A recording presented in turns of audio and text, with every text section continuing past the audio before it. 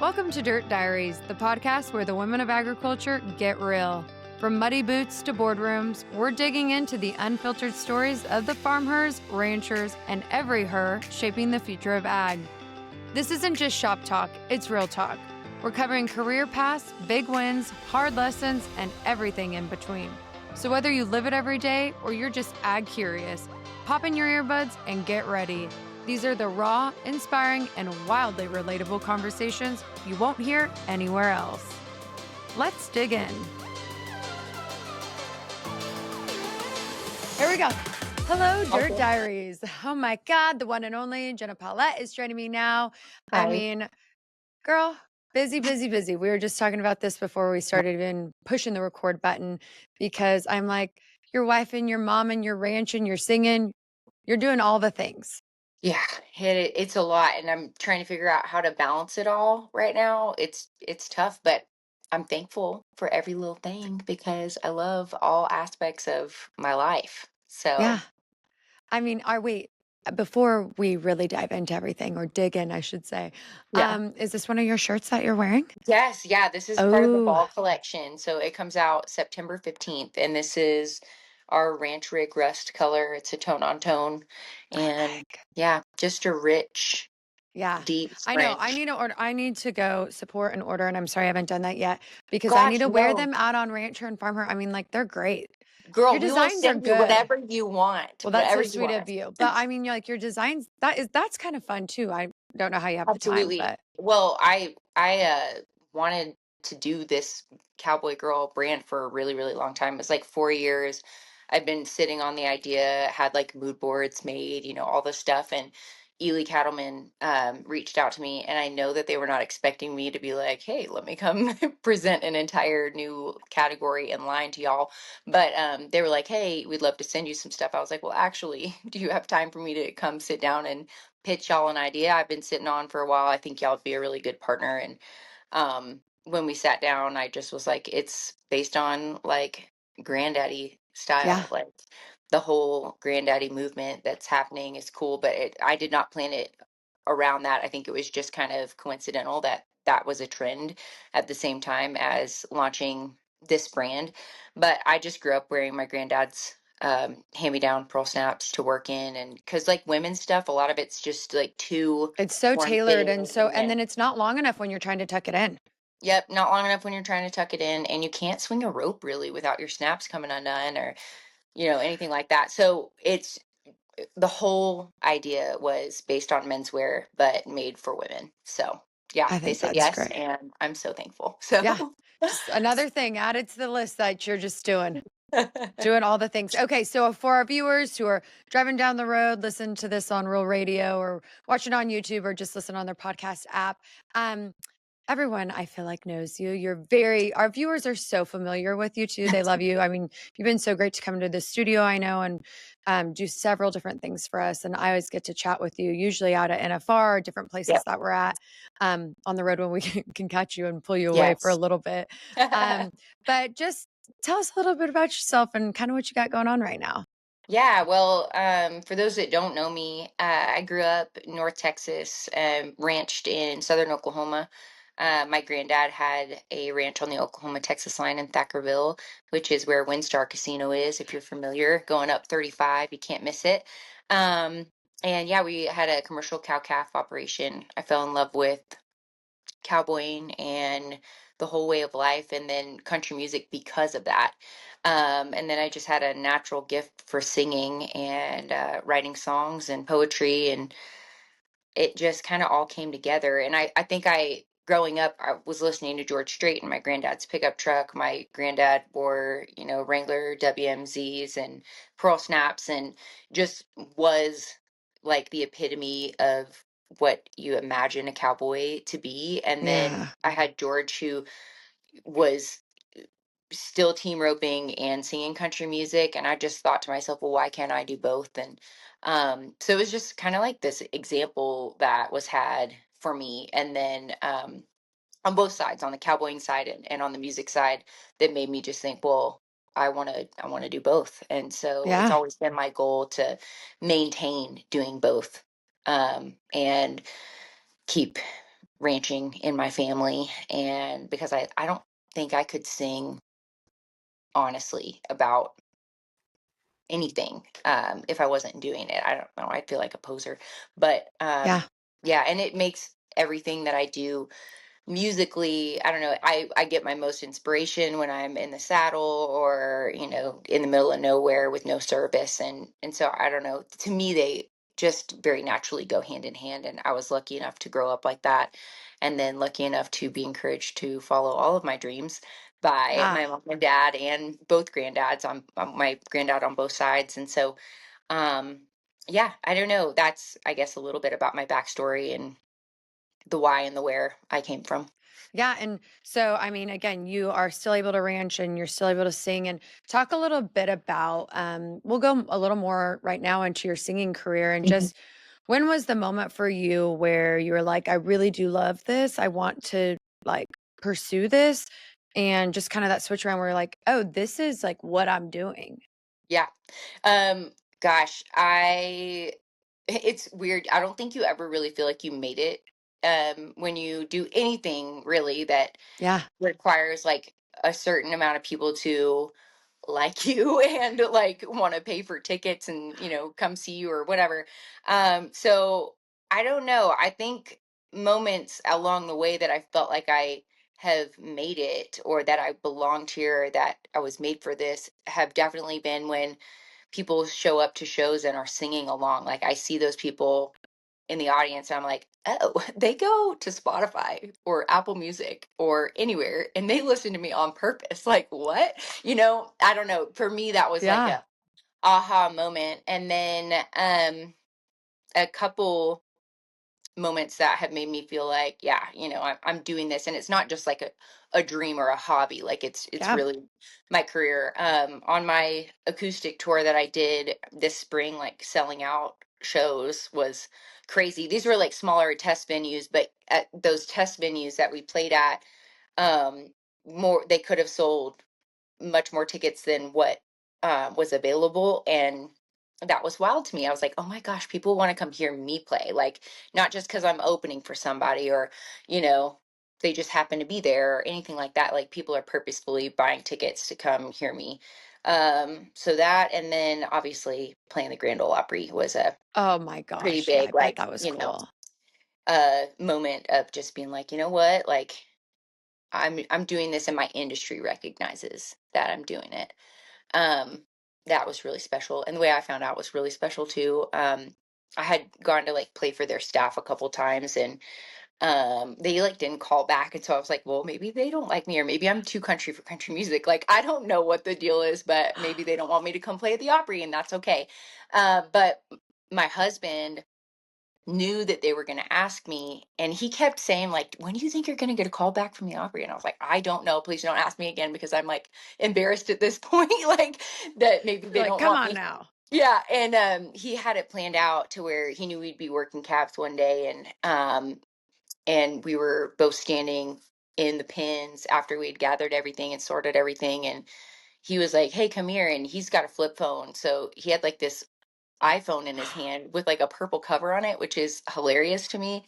And I was like, what is he doing? So I just did not connect the dots. And he was showing me a video of Haley Witters inviting me to play the Opry. And they caught it on camera, obviously. And they're cattle balling in the background. And it was It's just just so like fitting. It's so the like perfect, you too, right? is Like it's the way to literally just so perfect. yeah, I mean, like I have chills right now just talking about it again because it was such a perfect marriage of both of the things that I love so much, and it was just really cool. So yeah, those are my biggest like, okay, I'm supposed to do this and I made it moments, but I think you don't ever really truly feel like you made it.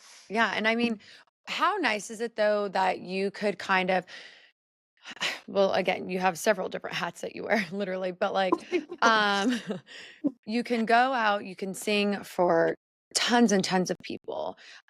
You can put songs out there and they either stick or they don't or whatever. But then Yeah. you can go home and it's like, I gotta wake up and we gotta go gather cattle or it's branding season or, we're tagging any of it, right? Like, It's so satisfying because like the Yeah. ups and downs, I say this all the time to my husband after we've gotten done doing whatever needs to be done cattle wise, that it is so lovely to set out to do something and know exactly what needs to get done at that the end of that day, and have a rhythm to your life between spring and fall that is just so complete. Like I Yeah. know I'm gonna accomplish these things, and there's no like invisible finish line, because music, like there is no real finish line. You never know when you're really going to get there, but you know when you put bulls out, and you know when your calves are, or roundabout when your calves are going to come, and you can count on those things, and you can count on like, hey, we're going to go gather this pasture, and these cows need to be here at the end of the day, and we need a doctor such and such and such and such, and like it's just things you can check off that is so necessary for me to have as an anchor in Mm, another occupation that really doesn't have like it depends more on what other people think of you versus what you do in a day to yeah. get the job done, you know? You mentioned that what other people think of you. I mean, that's hard. I mean, Oh how do gosh. you manage that? How do you tackle any of that? Um, well, for me, it is I love the Lord, and Mm, He convicts me when I care too much about what other people think, and He corrects the way that I think about everything, you know. And so it keeps a level head on my shoulders. And I think there's this verse, I think it's in Proverbs, where it talks about like depending on the approval of man, and how it's a dangerous trap. And it is a very dangerous trap. And I used to get so hung up on when people would say no to me, because like the music industry especially is just an industry of no's. Like I've people have said no to me more times than I can count. And it's always based on something either superficial or something that's completely out of my control. yeah. And so I've learned to just like tell myself, like correct that way of thinking of like caring so much about the no, and realizing that it could be God's provision for me, that it is God's yes, and it is the right yes, which is worth more than a million no's, as Uh, the world turns. You know, I would rather have his yes because it comes with the right things, and the ability to care for the things that actually matter in life. And I'd rather have his yes and a million no's than a bunch of yeses and losing my mental sanity, I guess. yeah, most definitely. I mean, I want to take this back a little bit too, because I mean, when we first met, I don't even know what year it was, but we were obviously in different seasons of life. And like, as life does, it evolves, right? Things change, Yep. things happen. I mean, like I said, you're a wife, you're a mom. Hmm. Talk about that and how that's even changed, you know, how you handle yourself in the Yeah. music business, how you handle yourself, you know, in the ranching business. Talk about your husband a little bit and your child if you want, like, Yes. you know, Yeah. Totally. Well, my husband's amazing. He's a full-time day working cowboy. yeah, Like he lives and breathes cowboy. Like he watches rodeo when he gets home, or team roping or whatever. Like he's always working on his tack. Like his first concern when he wakes up is our horses and whatever livestock we've been put in charge of. And um yeah, it's just beautiful, and I'm so thankful for that. It's such an anchor for me. He is an anchor yeah, for me, and he really keeps me in check as far as like, you know, whatever needs to be yeah, kept in check, and I'm so grateful for it. And he's also like my biggest cheerleader. Like um I remember going to sing the national anthem at the PBR World Finals like 3 years ago, 2 years ago, whenever it was. And um he was like, I was so nervous. Like I was like, I'm gonna forget the words on national TV. And he was like, you are not. Like they asked you to be here. yep, They asked you to be here. That's all you need to know. Now go out and do what you know to do. And I was like, they asked me to be here. So it just changed my perspective. Now, like before almost any performance, the Opry, opening for anybody, playing my own show, I'm like, they asked me to be here. yeah, You know, and I just walk in with a different confidence. And a lot of that is because of him, and the way that he believes in me. Um, and I guess beyond that, like becoming a mom and having this precious daughter, I look yeah, at the art that I get to create very differently. I'm like, you know what? Like, this isn't just for me. Like, it is for her. It is, and I hope that she listens to it one day and, you know, sees all aspects of her mother. And and hopefully aspects of other people like her dad and my grandfather. Like I had a song come out recently with Ashley McBride called "The Prophet" Love that it. Ashley originally wrote. Thank you. And I got to rewrite some of the lyrics with and put my granddad very, very specifically in there. And as I was putting it out for the first time without Ashley, I was like 8 months pregnant at the time. And I just thought to myself, this is so cool that I get to put this song out with this vivid, fresh memory of who my granddad is and was, because he passed away in 2020. And when I don't remember him as well, and it's not as fresh when she's 18 Hmm. years old, she still gets to meet him that way. And I just think Yeah. that is so special. And yeah, and then beyond that, it's taught me to prioritize things that I normally like. I ran myself ragged the last 5 years of my career, just yet saying yes to literally anything and everything that people would offer me. I mean, I played 60 shows while I was pregnant. Um, and that was ruthless. I don't know why I committed to that, but I also had a really good time. But like the way that I go about my career is just a lot more intentional. Um, and I'm very much looking forward to, busier seasons, but where I'm, on the road more, but I think about her well-being before I say yes to anything. And Yeah. because on my deathbed, I'm not going to be like, hooray, I played 90 shows in 2025. Like, I Yeah. will be like, how did I love my family well? And did they know that I Yeah. loved them? So yeah, it's just changed my perspective. It's just a longer lens than it used to be.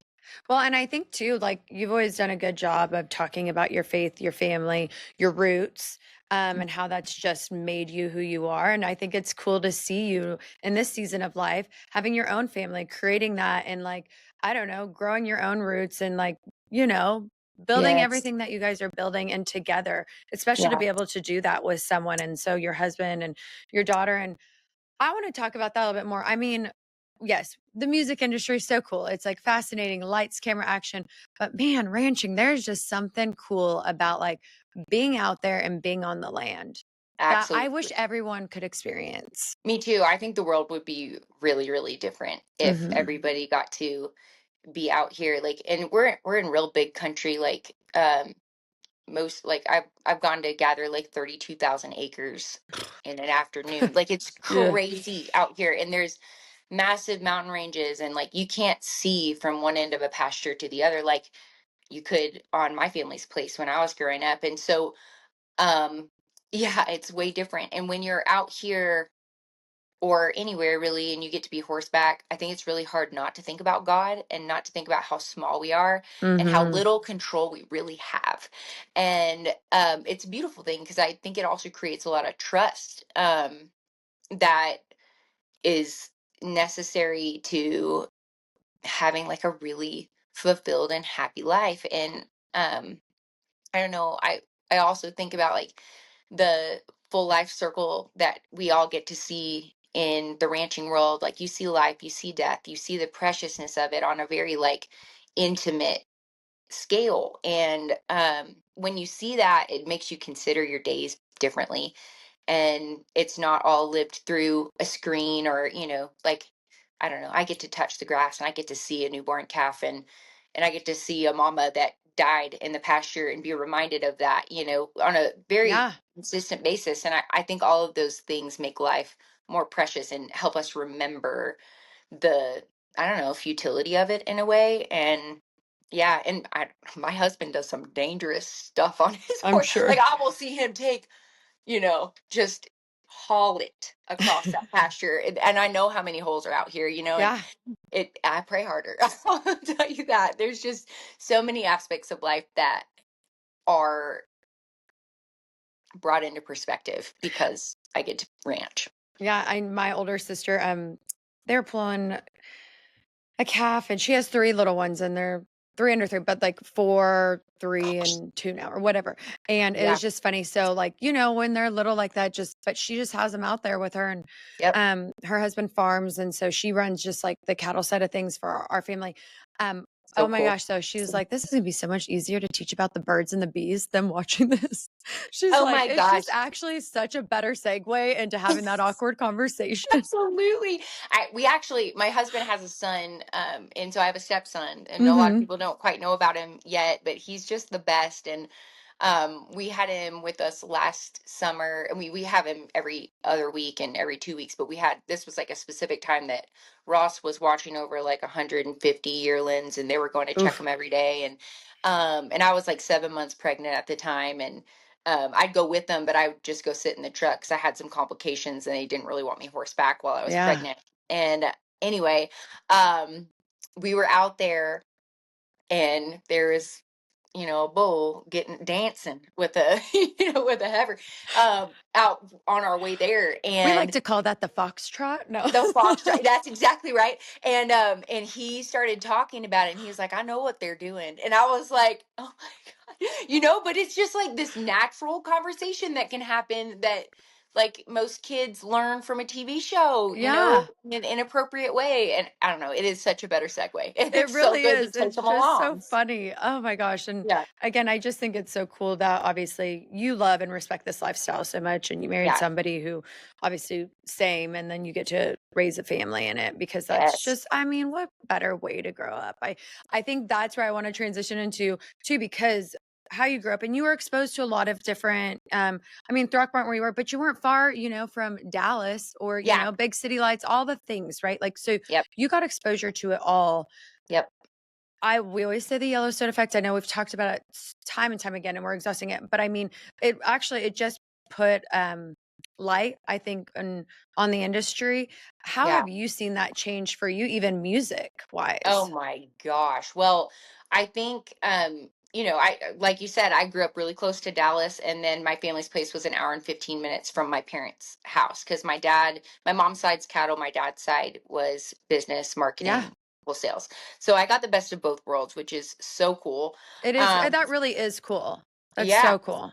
and I think because of it, like part of my like I chose cattle, like I'm one of four kids. My older sister and my younger brother, like they loved the ranch, but they didn't want to work Yeah, in it like I did. My younger sister and I both caught the bug.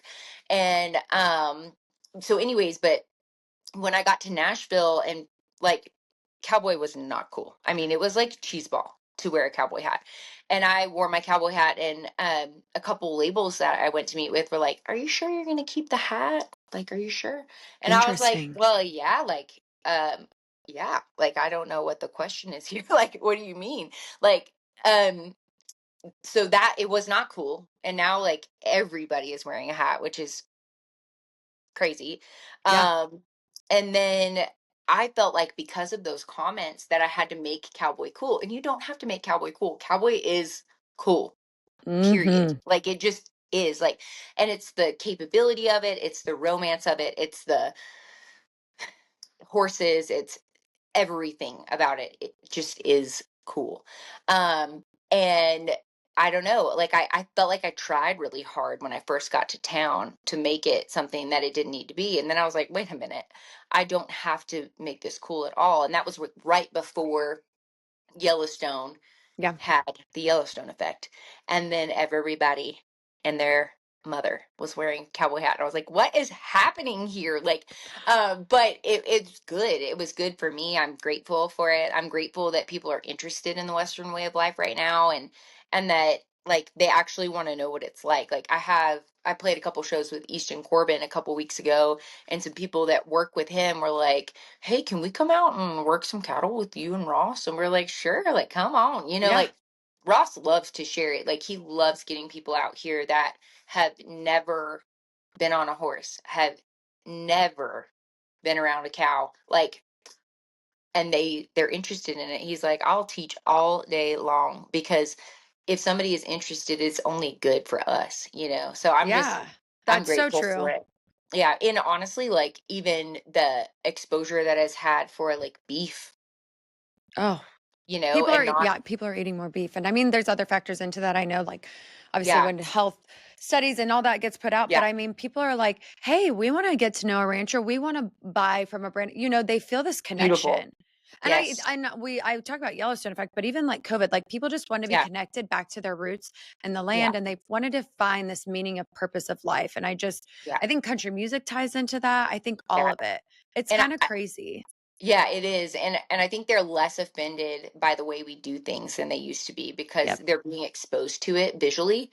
And I think when you see somebody rope a calf, but you know why, you see somebody that's, got something tied down in a pasture in a picture, and you know why they're doing it, it's less offensive to somebody who has no idea and is just like, why are they choking that cow? You know what I Yeah. mean? Like, there's just so much. There was a massive disconnect for the consumer to see a rancher do their job versus, hear from somebody about how somebody does their job in the ranching industry. And Yeah. I just think it's so good to, have people on Yellowstone be gathering cattle or working them or whatever, and for people to see it. What's next? What's next on the agenda? I don't even know how you would fit more on your plate, what else you would do, but where can we see you next? What else is going on? Goodness. Well, I've got some shows coming up this fall. I'll be spending more time on the road next year versus this year. Since my daughter's under a year old, I've just been playing less shows, but being Yeah. really intentional. We've got some really fun duets coming out here very Ooh. soon, with some artists that I just love and admire that y'all will know. So that's exciting and soon to be announced. So, yay. And then yeah, there's just a lot coming down the pipeline musically for me. And I think 2026 is going to be a really, really good and big year, and more opportunities to see me perform live too, which I can't wait for. That's my favorite part of my job I is always love when you sing the national anthem at the NFR. thank you. That's Thank like when you. I know that's probably not like, I mean, I know it's cool for you, but like, It is. Yeah. I'm sure there's just so many other things, but I'm like, I don't know. It's just like, Thank you. oh, Thank you. Well, that song, like my granddad on my dad's side, he's really one of the biggest encouragers of me musically, as far as like me believing that I could actually do this in a professional capacity. And he would always say, sing the national anthem every chance you get, and remember that it's not about you.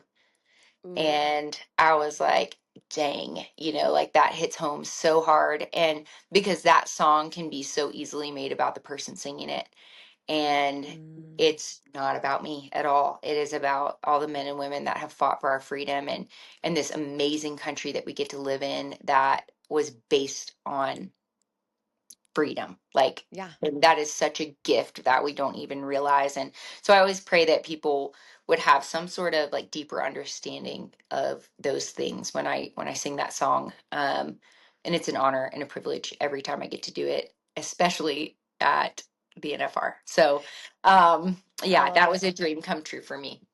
I think too, a lot of people have talked about it too, just like a venue settings like that with those individuals. And it could just be, any rodeo, right? It like doesn't, Yeah. but when you hear that song and everybody gets up and they're taking their cowboys hats off, and I'm like, oh, there's no, I mean, and I like the national anthem. I'm a big 49er fan, even at football games, but there's just something different Yeah. when the Cowboys are behind the chutes. Like everyone's just getting ready to go, right? And Yep. like you're in a venue and all these people, whether they ranch, they don't, whatever, Yeah. and they wear a hat or they don't wear a hat and they stand up, you feel something moves like inside of you. You're like, oh my gosh. Absolutely. Yeah, it's just like this unity that happens for, a minute or however long the song lasts, that everybody's in that together. And it's especially at the NFR because it is so packed with people that appreciate and understand the Hmm. values. So it's just unlike anything else. And I was lucky enough to get to sing it on military night.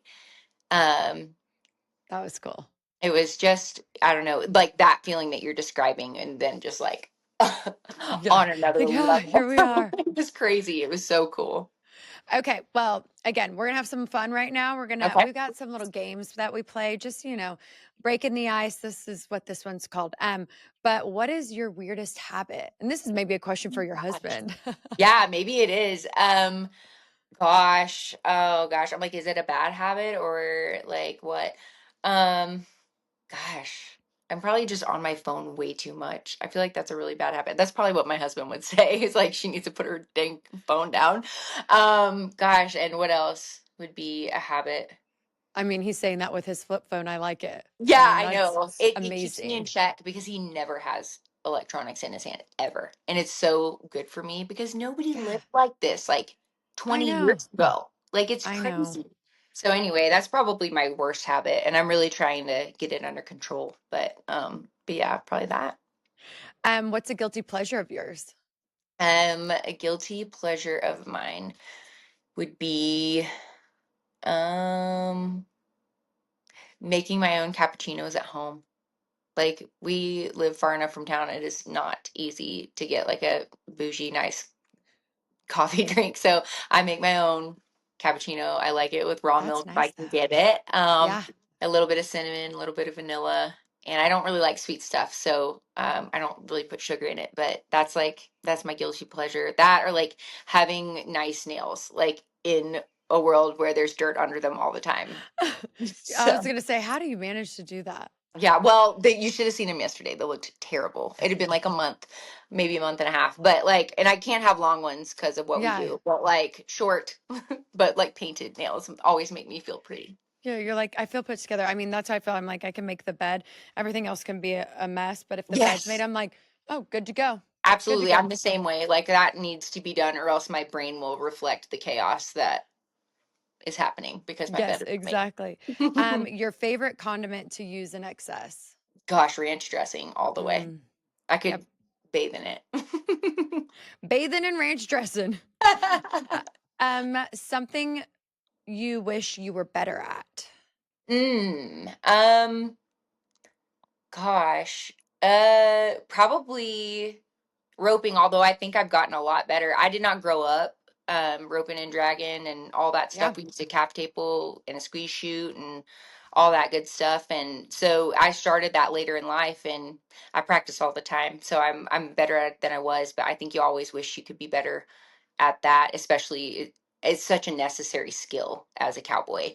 And so, yeah, I'd probably say that, but I'm really thankful for how far I've come in it. And I can attribute a lot of that to my husband being a good teacher. I was going to say, would you guys ever team rope together? Yeah, I think that would be really fun, actually. And I've got a horse I think I could do it on now. That would be So, fun. yeah, it'd be a blast. So, yeah, I think we totally could. That'd be so much fun. Do you have a hidden talent? Oh gosh, I'm like, are all my talents out for everybody to see? Yeah, you're like, if I exposed all my talents, everything that I could do. Um, I I guess I'm like really good at finding like thrifted things. I don't know if that's a talent or Ooh, not, that but is like a talent. but I love that and I loved like designing like That's cool. not clothes, but like rooms, like interior design stuff is really fun for me. But I don't want to spend a lot of money. Like I want to like do it in a way that is like affordable that I can be like proud that I found a $7 lamp, from a Yeah, thrift store sort of situation. So yeah, I don't know. Finding little gems. I guess I'm good at that, but I don't know if that's a talent or not. it is. I think it's a talent Thank for you. sure because some people are like, there's some people that are just good at that and there's some people that aren't and they wish they were better. And so Yeah. yeah, it's definitely a talent. Um, like your pit and your peak. What's the least favorite part of your day and what's the most favorite part of your day?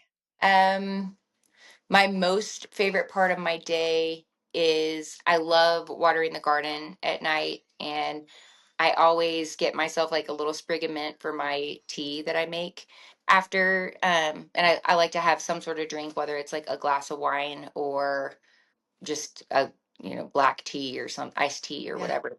But I love to look at what's growing in the garden, what needs to be picked, and what's ready. And then hold on one second. No, Hey, you're good. Mama. Okay. Wait, she's outside. Yeah, sorry. We'll restart Yeah. that one. No, you're Um, good.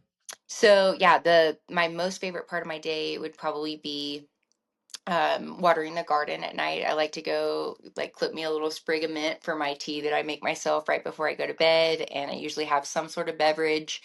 And I love to go see what's ripe out there, what needs to be pruned, and just kind of like I don't know, take it all in and watch the sunset because it's always getting cool and the sun's starting to go down and it's just Yeah. amazing. So I love that.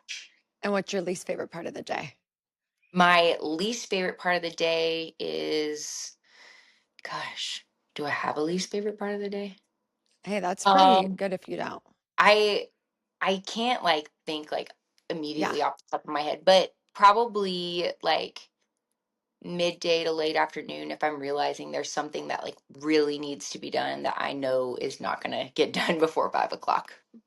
You're like, "Ugh, I can't do it." Huh. Yeah. Um, are you a beer, cocktail, or wine girl if you had to pick one? I'm a beer girl. I I'm a love beer a girl light, too. yeah, I love a light beer. I love like Shiner Light Blonde or Coors Light. And then like I'll have a margarita or something, but like I'm not really a hard liquor girl. I mean, I guess I went through a small phase of that, like Yeah. college, early 20s sort of situation, but I don't know. I'm a situational drinker and usually my situations involve beer. I am gonna start using that. I'm totally stealing that from you. I'm a situational drinker because I totally am too. Because I mean, I like love all three. Yeah. I mean, I've advanced in my liquor drinking. I'm not drinking like Burnett's vodka anymore, you know, but it Yeah. was a very cheap $7 for a bottle in college. I was like, sign me Amazing. up, you know, Yeah, so good. I've absolutely. advanced to the Tito's, which is a little It is pricier, good. but a It is situational good. drinker, that's a good one. Um, one thing people may be surprised to know about you. Um, I'm like a big time like history buff. Like I love history. I love like I considered being because I went to Savannah College of Art and Design in Georgia because I got a full ride for singing. Like I didn't even apply there, but they had this art history degree, and I thought about Ooh, getting that because I love history so much, and then studying art that was happening inside of history was so fascinating to me. So yeah, I love history and I also love science. Like I also considered being a big animal vet. But I like science in the way that it's applicable to cattle. yeah, So I like it to help me in the cattle business, not necessarily as my occupation, but I love to watch a vet um, do their job and learn from them. And I love reading about all things medical regarding cattle for to interesting. That use. is actually surprising. Yeah, So yeah, like, it's wow, that's cool.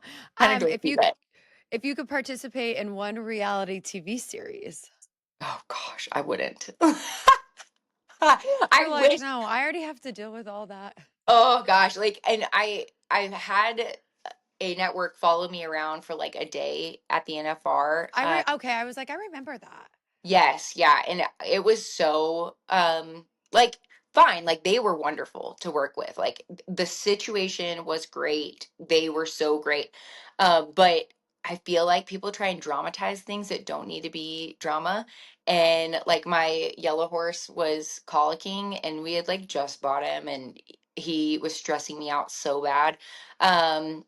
It because I don't know, it would be the one horse that I pick out that That yeah, that would happen with. But yeah, and we were gone to the NFR for 10 days and right before we left he chose to have another episode that was happening like every 3 days. Like it was kind of scary.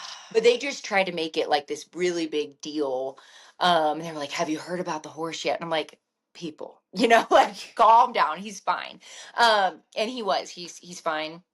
He's amazing. I use him all the time. My husband's on him today. Like he's a great horse. But yeah, it was something bigger than it would be, and I don't think I could do that on a daily basis and keep my sanity. yeah. You're like, no, thank you, no, thank Yeah. you. Okay, so this game's called This or That Cowgirl Edition, and Okay. just quick fire, you know, Yep. choices, all the things, from the pasture to a press tour, you name it. But arena dust or studio, Um, Arena dust. George Strait or Casey Musgraves. Oh my gosh, that's tough. Kind of depends on my mood, but I'm gonna go with George any S- day. I love that. Songwriting solo or with a crew. With a crew, but I like to start solo. Okay, so you like to start solo and then have, I don't want to say input, but then Yeah, collab. I like to develop the idea so I know how to land it and then make it way better using Yeah. two other brains. That's usually. cool. One or two. I feel like I know this one, but for you. Roping or red carpet? Roping. Yeah. I do enjoy a red carpet. Like, it's fun for the fashion, but I definitely like mentally enjoy roping more. Maternity leggings or fringe pants? Fringe pants any day. Maternity, anything. You're like, no, thank you, no, thank you, no, thank you. Worth it, but You're like, okay, this is called stage or stable. So I'll toss out a scenario to you and you decide whether you'd like to be on stage or back home at the ranch. okay. Right before a big release. Stage. Okay. Middle of branding season. Ranch all day. Day one of a big tour that you're going on. Stage. Morning coffee with the herd. Ranch. Hearing your song on the radio or Spotify, all the things. Ranch. Yeah, you'd rather hear it out on the ranch? Hmm. Yeah, In fact, that's my cool. husband left the hospital to go feed horses when I was having our baby. And he left at like 4 in the morning and got back at 6. And on his way back to the hospital, he heard me on the radio that day. And it was pretty special. That's cool. Yeah. Yeah, that's special. And this is called Cowgirl Confessions. So just, light, funny, or I mean, you could give us some hard hitting truth bombs. Okay. Most embarrassing on stage moment. Oh gosh. I had my mic, like my in-ear pack, fall out of my pocket on stage, and it like dropped all the way down and disconnected, so I couldn't hear anything. And when you don't have your in-ear monitors on stage, it's really hard for like pitch and stuff like that. Um, so like just feeling like I was bobbling around up there and trying to make sure that I didn't sound terrible until I got it plugged back in. But I kind of love it when things go wrong too, because it keeps you on your toes. You're like, So here we go. yeah, I don't know. It was embarrassing, but like kind of fun at the same time. The weirdest DM you've ever gotten since going viral. Oh gosh, it's got to be some like I'm sure you get some weird ones. is I the list is long and I probably can't think of one in particular, but it's always like some creepy dude saying something weird that makes me go like, Lord, please help them to never figure out where I live. Yeah, So you're like, please, no, no, no. Hey, yeah. well, you're out in the country, I don't know if the creepy DMers have seen Yellowstone. Yeah, exactly. I'm like, you come to my house, my husband You will have come, yeah. something to say. A song lyric that's hit the closest to home. Oh man. Hmm, probably The Girl I Was. Mm, Just the whole chorus of that, like, because it's such a picture of where I was in my life at that point and how thankful I was to get that part of me back. And every time I sing it, it hits me the same way. wow. Yeah. Mm. A cowgirl moment that made you cry in the best way, though. Oh man. Gosh. Um, I think it's like positive and negative at the same time, but the last time I remember working with my granddad and he was sitting on this like old feed bucket, like looking feeble. But he like got ran over by this mama cow and he like took a somersault and he stood up grinning like I have never seen him grin because he was just happy to be in the action. And I was running like the tub gate, the swing gate, um, putting cattle in the chute, and I just remembered seeing him getting up, grinning like that, and thinking like this is probably one of the last times I get to work with him.